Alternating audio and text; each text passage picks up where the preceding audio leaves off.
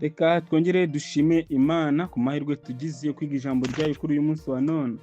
Izina ry'Imana yacu rihabwe icyubahiro. Urukundo rw'Imana n'ubutabera bwayo nicyo cyigisho turi kwigiramo muri iki gihembwe. Iki cyumweru rero tugitangiranye icyigisho cyiza cyane gifite insanganyamatsiko ivuga ngo Imana ni nyarukundo ni nyamuhe. Imana ni nyarukundo ni nyamuhe. Nicyo cyigisho tujye kurebera hamwe muri iki cyumweru. Aho cyo kwibukwa kiboneka mu gitabo cy'umuhanuzi Yesaya igice cya 49 umurongo wa 15. Mbese umugore yakwibagirwa umwana yonsa ntababarire uwo yibyariye? Icyakora bo babasha kwibagirwa, ariko njye sinzakwibagirwa. Aya ni amagambo y'icyo kwibukwa tujye kuzirikana cyane muri iki cyumweru. Mbere yo kugira ngo tujye mbere mu cyigisho cy'uyu munsi, reka dusenge Imana. Data twese uri mu ijuru, turagushimye, turaguhimbaje, uhabwe icyubahiro. Tugushimye ko wakomeje kubana natwe, tugushimye ko wakomeje kuturinda. Turakwinginze kugira ngo twiyoborere mu cyigisho cy'uyu munsi. Nibyo dusabiye ubuntu mu izina rya Yesu Kristo umwami wacu. Amen. Tujye kwigira hamwe ingingo y'uyu munsi, ingingo yo ku isabato nimugoroba. Amarangamutima akunze gufatwa nk'ikintu kitifuzwa kandi kigomba kwirindwa. Ku bantu bamwe, amarangamutima ameze nk'adatekereza cyangwa nk'adashyira mu gaciro, bityo umugabo cyangwa umugore mwiza ntibarangwa no kugira amarangamutima.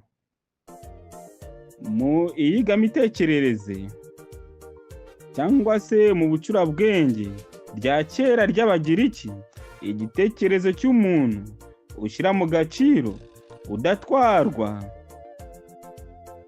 n'ibyifuzo by'urukundo cyangwa utegeka amarangamutima ye akoresheje impamvu zidashingiye ku marangamutima, ahabwa agaciro k'umuntu ukwiriye.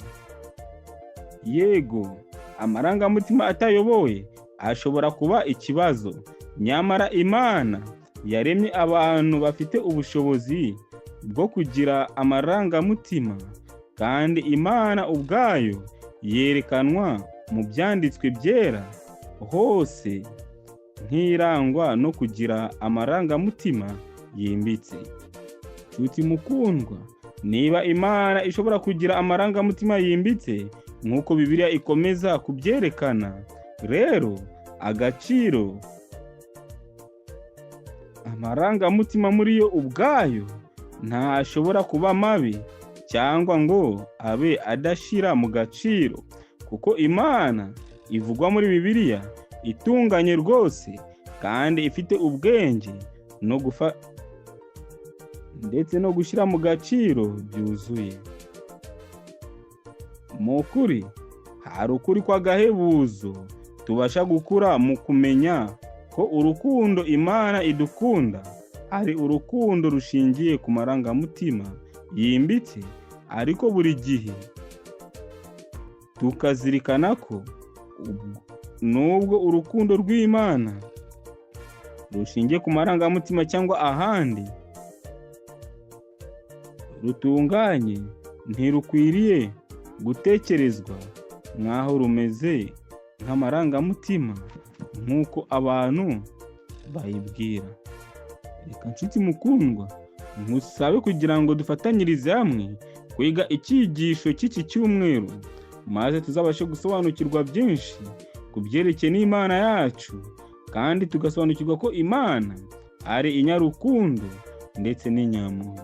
Reka dufatanyirize hamwe kwiga iki cyigisho cy'iki cyumweru. Nicyo ngusabiye ubuntu mu izina rya Yesu Kristo umwami wacu. Amen.